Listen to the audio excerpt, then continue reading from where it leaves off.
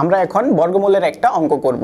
So বর্গমূলের অঙ্কটা দেখো কি দেওয়া আছে, √41 মাইনাস √21 প্লাস √19 মাইনাস √9। সো এই অঙ্কটা যখন আমরা খেয়াল করব মনে হতে পারে অনেক ক্রিটিক্যাল একটা অঙ্ক, এটা পরীক্ষার হলে কোনোভাবেই করা সম্ভব না 1 মিনিটের ভিতরে, কিন্তু আমরা এটা দেখব 1 মিনিট না, এটা হচ্ছে 5 সেকেন্ডের ভিতরে অঙ্কটা করে ফেলবো। সো এই যে অঙ্ক 5 সেকেন্ডে করার সেই ট্রিক্সটা আমরা এখন খেয়াল করব।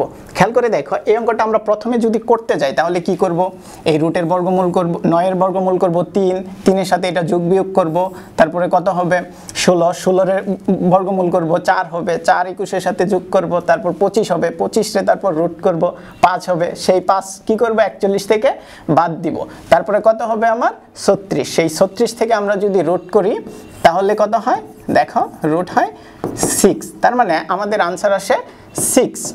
কিন্তু দেখো এটা যদি আমরা ক্যালকুলেটর দিয়ে আস্তে আস্তে করতে যাই তাহলে অনেক সময় লাগে। আমি তোমাদেরকে বলবো যে তোমরা সেটা না করে তোমরা খেয়াল করবে যে প্রথমে কি দেওয়া আছে, 41, 41 এর সাথে দেখো তো একটা চিহ্ন দেওয়া আছে, প্লাস না মাইনাস, মাইনাস, তাহলে খেয়াল করবে যে 41 আছে, এই 41 এর চাইতে ছোট কোনটা পূর্ণবর্গ সংখ্যা, কত 36, তাহলে 36 এর বর্গমূল হবে এটার আনসার। ঠিক আছে, তাহলে তোমাদের হইতে পারে যে এখানে তো মাইনাস থাকলে এরকম হবে, তাহলে প্লাস থাকলে কি হবে।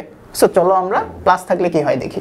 এই যে দেখো এখানে কত আছে 248, সো 248 এর চাইতে বড় একটা পূর্ণবর্গ সংখ্যা বলো তো, বড়, কারণ কি প্লাস এখানে, তাহলে 256, 256 এর যদি রুট করো তাহলে কত হয়, 256 আনসার করলে হচ্ছে 16। খেয়াল করে দেখা, এটা হচ্ছে আনসার। সো আমরা কিন্তু খুব সহজেই এই ধরনের অঙ্ক করতে পারবো, কিন্তু দেখে কিন্তু মনে হতে পারে এটা 1-2 মিনিট কি 3 মিনিট 4 মিনিটেও করা সম্ভব না, আবার ক্যালকুলেটর ছাড়া এটা তো বিশাল কঠিন। সো আমরা কিন্তু খুব সহজেই করে ফেলেছি।